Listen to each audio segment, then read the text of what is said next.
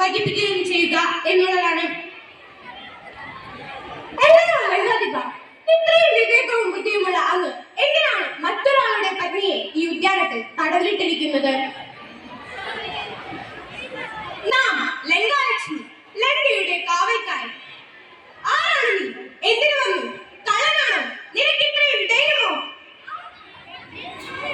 ഹേ ത്രേതായുഗമേ, ശ്രീരാമ ദൗത്യവുമായി വരുന്ന ഒരു കപിസ്റ്റേഷനിൽ റെഡികൊള്ളുമ്പോൾ ലങ്കാവാസം അവസാനിപ്പിക്കണമെന്നാണ്.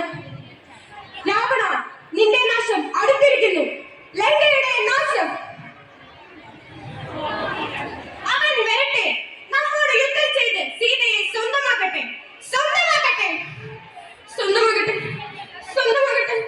ഇല്ല ടീച്ചർ, ഞാനവരെ സ്വന്തമല്ല. അതുകൊണ്ടല്ല അവരെ നിങ്ങൾ തള്ളുന്നത്.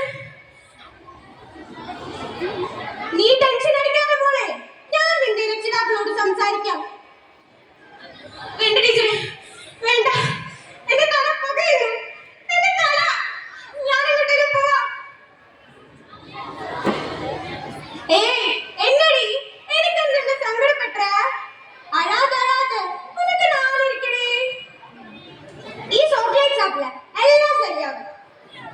കാശൊക്കെ പിന്നെ തന്നാ മതി. അപ്പൊ നാളെ പാക്കല്ല.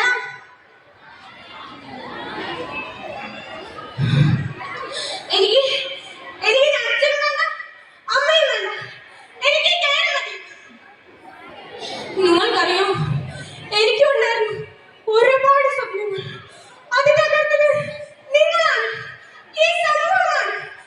എല്ലാം തീരാൻ പോവാ. ഞാൻ ആത്മഹത്യ ചെയ്യുമെന്ന് നിങ്ങൾ കരുതിയോ?